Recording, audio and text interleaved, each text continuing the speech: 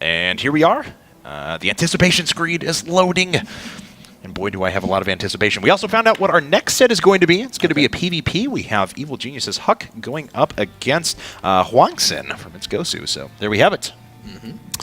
And here we are, guys, on Cloud Kingdom. In the top right-hand corner of the map, we have our blue ZvT player from FXO, none other than Leenock. His opponent down in the bottom left-hand corner is our red Terran player, Apocalypse from Quantic Gaming. So he has chosen Cloud Kingdom. He initially had chosen Antigua and switched his mind, decided to go for Cloud Kingdom. Why do you think that is? I don't know. Antigua seems to be kind of the go-to pick for a lot of Terran players. Yeah, I don't know. Maybe he thinks maybe he has a special build plan for this map. Or maybe he had a special build plan for Antigua and just didn't want to show it against Leenock, or didn't think it would work against Leenock because of the way Leenock seems to be playing so far. So Cloud Kingdom now, when you see this map against a Terran player, what are you usually thinking? What's your game plan if you're just going to play a standard game? All right. This map, for me, usually revolves around macro games. There are some sort of early cheeses, but in general, I feel like most games go into later games. Like, it's easy to take a third. And then the whole thing is defending your third and kind of trying to prevent the Terran's third, trying to prevent the Terran's fourth while getting up to hive tech even. Like, it's a very macro map for me whenever or at least I feel like it is whenever I play it.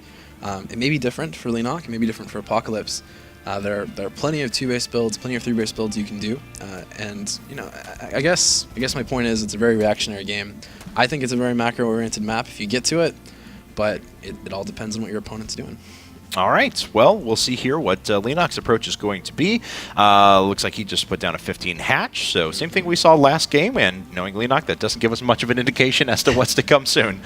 Well, he also scouted this time. So that's kind of an indicator of, well, I'm a little bit afraid of you. Last time I blind gas first and then pool, didn't even scout at all. This game, I'm scouting. I don't want to die to a 2-Rax. Well, it looks like he's not going to have at least a 2-Rax to compete against. This drone is actually trapped inside of the main for a while here. Won't be able to chew its way through the supply depot before the first Marine pops out. So he's just trying to sneak a kill and almost grabs one. But nice job by Apocalypse to keep all those alive. At the very least, though, Leenock is being very annoying, and Apocalypse has to deal with it. Yep, for sure. Oh, look at that. Even saving the drone, too. So cute. And so I just want to point out another little mind game. I love mind games. If you look at last game, how he talked about how he did everything blind, went pool or gas first, right? If a Terran sees that, and he did, a lot of Terrans will think, okay, he doesn't scout, he plays really blind, I can do a 2-Rax, and it'll be really, really good. And then Leenock scouts for it. Like, that's just that's like a trap that Leenock had prepared for Apocalypse, and Apocalypse didn't fall for it. No, not at all. But Leenock now doing things just a little bit differently. Decided to put up his pool just before gas, but his gas is coming up at a relatively normal time. So 2 queens are on the way, and it'll have his speed at a in the not too distant future. But we'll see here what these guys can do now. As Apocalypse, in contrast to last game where he decided to go for the very quick 3 command centers, deciding to go for double gas a little bit earlier on. A little bit more normal. This is interesting. A lot of times you see 1 gas and then a factory right after kind of. This is going to be a 2 gas. I wouldn't be surprised to see some sort of Banshee Hellion play maybe earlier than normal with Cloak. But he does have his 3rd command center coming up. So it'll be really interesting to see what he does from here. All right. Well, you know, a variety of styles on this map are possible. You know, just a couple of siege tanks here outside of your, in between your natural and your third can actually watch a very wide range if you want to play a very turtley style. You know, we've seen a lot of players effectively use Banshees here, too, as a way to eventually transition into mech. We've seen players like Thorzane that have gone with a really cool biomech composition. They sit back and they just wait and move up to Raven. So this map does offer a lot of flexibility, if nothing else. For sure. Leenock just getting a bunch of queens. I'll have 4 really shortly, which is really nice. It lets him spread creep really quickly. He's also taking 2 gas before his next hatchery, getting speed right away. This is actually a really interesting build, where Leenock could go into an aggressive build if he sees something that tips him off to it, I guess. Yeah, most of the time when you see those quick 4 queens, or at that point, they've usually gone without gas for a little while, but Leenock, no, just powering ahead and really banking it up. Roach Warren is once again on the way, and a third gas. Wow. Yeah, I know. That's what I'm wondering too. I'm like, what is Leenock up to? He's certainly going to have a lot of flexibility. He's going to have, well, I mean, he has plenty enough gas for lair right now, but he doesn't quite have the mineral income to support the amount of roaches that he would want to if he was going for a huge roach push. Oh, no, it's going to be a huge roach push. It is. For sure. Yeah, he's just, for sure. He's saved up enough gas, though, for, well, about $1 million. Yeah, that's the thing, I guess. It's kind of not perfect, right? It could have been done slightly better, I think. Not to critique him at all, because maybe it's a build where he doesn't want it to be perfect. He doesn't want to throw in a whole bunch of roaches. It's not going to be the same build, right? It's going to be almost like a faker build, and then whenever it's done, he's going to have, look at that, a lair with it. See, that's what I'm talking about. It's a Leenock build. Like, you don't know what's going to happen. I know. It's going to be 7 roaches and the mutas as quick as can be. Like, it's so cool. That's right. Well, yeah, if we had seen an entire 3-game set with Leenock, and Queens are out all the way across the map, if we had seen a 3-game set of Leenocks without any mutas, I would have been sorely disappointed. Well, we still those Queens walking are really cool. I like them. Yes. Well, Well, have a transfuse each. There's going to be a bunch of roaches, bunch of lings that can turn into banelings. very cool and very stupid, as these Queens have no. I was Queens off of creep just always looks so foolhardy to me. He can spread creep with that overlord now because the lair's going to be about done and lead on some creep tumors directly in front of the Terran's base at this point. Oh, that's awesome. There's already a couple of bunkers, and there are Banshees in the air, though, so Apocalypse needs to do a ton of damage and needs to do it very quick. The Banshees aren't going to be as strong against this because there are 2 Queens just sitting there with transfuses waiting. That's another reason why this is a really interesting and beautiful thing. A lot of times people do this with a Nidus Worm. He just puts down enough creeps so he can get the first 2 tumors laid and then immediately turns it into an Overseer on top of that. Here come the Banelings, though. Enough looking at this. What does Apocalypse have prepared? He's got a siege tank on the high ground. Bunker. He doesn't hold the bunker. No, immediately loses it, and he's already lost a few workers now. The Banelings have certainly taken their toll, and he has vision of the high ground with this Overseer, so he almost kills the siege tank. That would have been a huge win for Leenock. Oh, boy. Oof. Okay, so now we have a Banshee that's actually moving across the map. There's not... Okay, there is 1 Queen, but 1 Banshee will beat 1 Queen one-on-one. So we'll see if Leenock decides to bite on that, but right now he's got a stranglehold on his opponent's position. Overall worker count 29 to 29, so with 3 command centers, Apocalypse will have a lot of workers to his credit soon. The Banshee there should have really went for drones. I guess for that reason right there, but the thing is that Leenock is putting just so much pressure on that it's hard to make those good decisions. I mean, there's already 2 Queens and Creeper already all the way there with an Overseer, and look at that, even the... Oh boy, this is such an amazing pressure from Leenock. I don't know what I would be so confused if I was this Terran, like, what?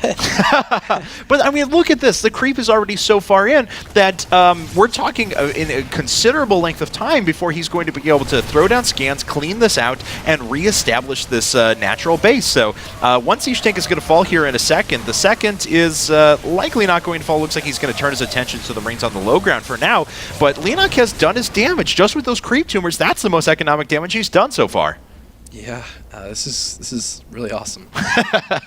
This is pretty cool. There's 2 Banshees more, and those Banshees really could have cleaned up probably the mess at the front if you'd even kept the one that died.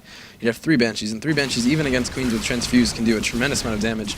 These 2 are doing what I thought would be the thing that the last lone Banshee should have done, is focusing on drones. Don't even need to go for the Queen. He's going to go for the Queen again. If he can pick them both off, that'll put him in a great situation. It's just going to be really tough to do that. He loses a Banshee for it, and already there are Infestors coming. Think about how many more drones those 2 Banshees could have picked off and then left. It's going to be an interesting trade-off. Like, now he's getting them free, though. Yeah. And he got both Queens, so...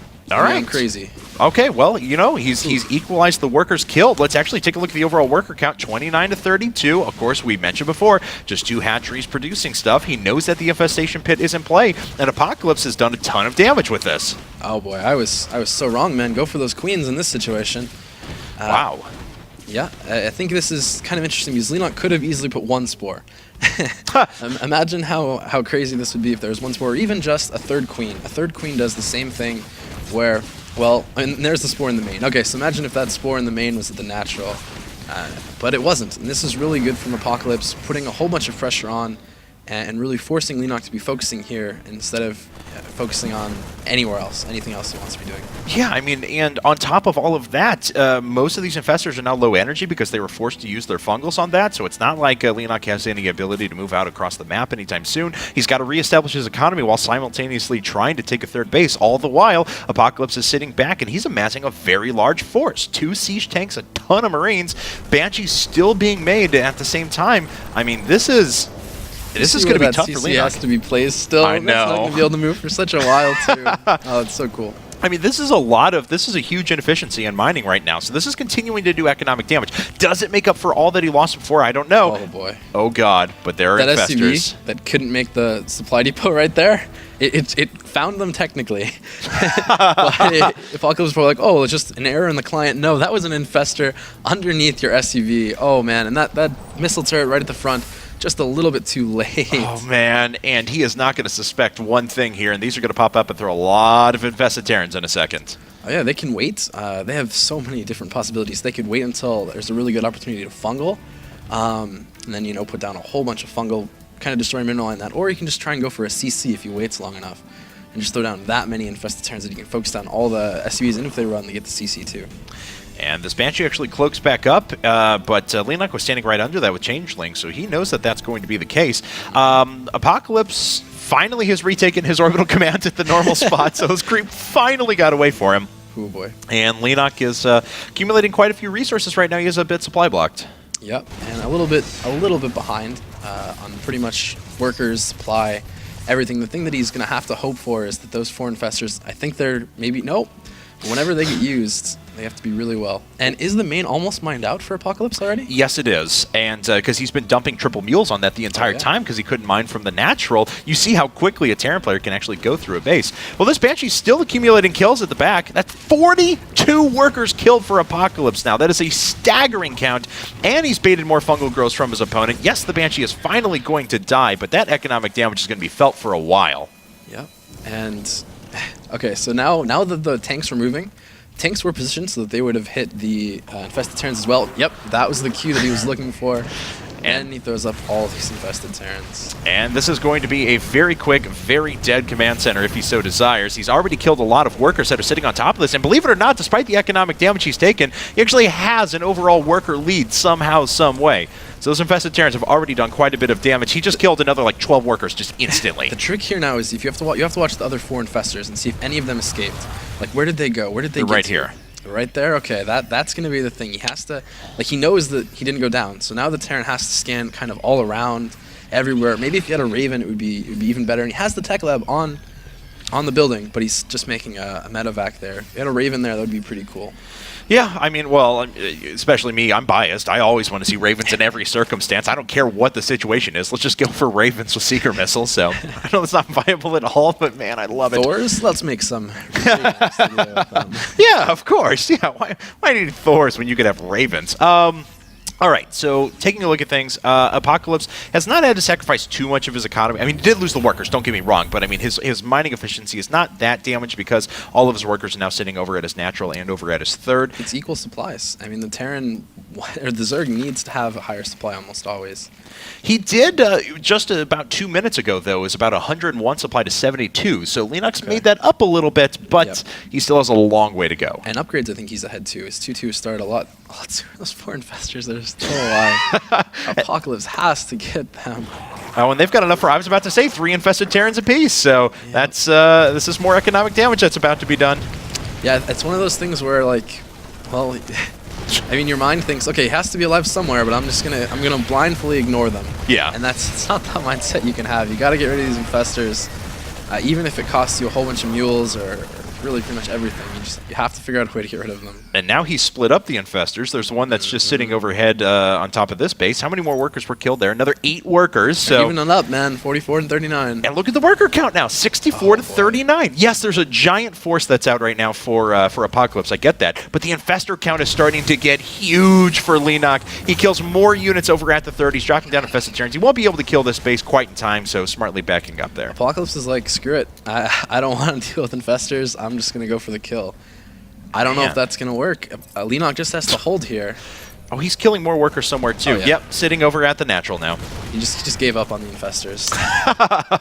Which is awesome because that's maybe single-handedly got not just Leenock back in Oh this. god, this could be really bad for Leenock if he lost those infestors. And he just lost one of them, but you're right. He loses a hatchery in the process. Don't believe that was canceled, and he only drops down a couple of fungal growths on these Marines. Yeah, Leenock. Oh boy, there's all the infested Terrans. Why doesn't Leenock? Oh god, so many infested Terrans. Yeah, so that's the spawn army command, and well, the Zerglings actually sitting around the top are going to clean up the rest of this, and Leenock was able to pretty cost-efficiently deal with that entire attack, and now Apocalypse is just in a really, really bad spot all of a sudden. So many resources banked up. Oh yeah, just didn't deal with those infestors. I can't say that enough.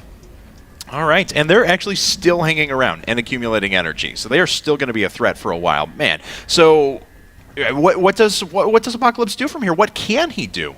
Well, the Zerg is going to go for Broodlords really quickly. He has, I think, a Ling blocking that command center from landing, which is or Baneling even. he's rich enough that he can use Banelings to block command centers now. Oh, and he's waiting for units to come by and clean this up too, but it looks like that is in vision of the orbital command. Yeah, Apocalypse has to try and multitask, I feel, here. He has to clean up those infestors first and foremost. They're still dropping eggs at the natural. If you look over there, I mean, there's no excuse. Like, just throw a missile turret. Think about the amount of cost for a missile turret being made to all of those things. But this is the harass I was talking about that needs to be done. He just picked off most of those. He needs to realize he didn't pick off all of them. Maybe a scan there would be extremely nice. Looks like he wants to just try and take out the hatchery for now, though. Yep. He gets it. For sure. But he sees all of those corruptors, and he's going. There's the quote-unquote multi-pronged attack. Yeah. But it's just not enough. The upgrades here. 2-2 on those Zerglings, and I think 1-2 on the Marines. I don't think they have Adrenal Glands yet, no. So that hasn't been research. Hive is obviously done, but that upgrade should be coming momentarily. 3-3 upgrades are on the way for him, and once again, Apocalypse has just been very far set back. His total upgrades, 2-1 at the moment, so he's a full upgrade Look at behind. The Baneling. I thought he was going to walk all those Marines on it. Like, just stim those Marines and then poof. Leenock's waiting for it, though. I've seen his cursor come through and select it a few times, so he's still very, very aware for it. At the same time, he's actually making his way in to his opponent's natural, and he sees multiple starports getting to throw. Everywhere, I think. Oh, man. I think they were cleaned up by the siege tank, but yeah. So they're still going.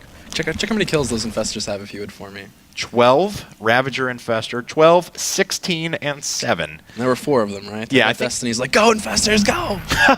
I think one finally died. So man. yes, one Only of the 3 hero left. Infestors. So Leenock's now, he's got such a good position. How many did he morph into Broodlords? Yeah, 7 of them. They're actually making their way up to start sieging this base. The creep spread is excellent. The bases are fairly unprotected by Marines. This is just such a tough position. He's making 5 Vikings at a time. That's got to be what he's hoping is going to save him. But the fact that there are that many queens, that many, just everything for the Zerg here, all those infestors. The Terran really needs like a maxed army almost to deal with this. And man, he saves his command centers, but I mean, what did that really gain him at this point? He's not going to be doing too much mining over here. Oh, and there's already more infested Terrans sitting again. This 14-kill infestor now, 57 workers killed of 56. This is not a game that I want to be a worker in, I have to say. yeah, infestors are good units. Yes, they are. I can feel the forum posts now. So, all right. So this is a large Infestor Broodlord army. There's enough queens here with infinite energy that they can sit and transfuse up the Broodlords over and over again. Beautiful creep spread from Leenock here as well. Yeah, I mean, it's completely blocking pretty much all paths through the middle of the map.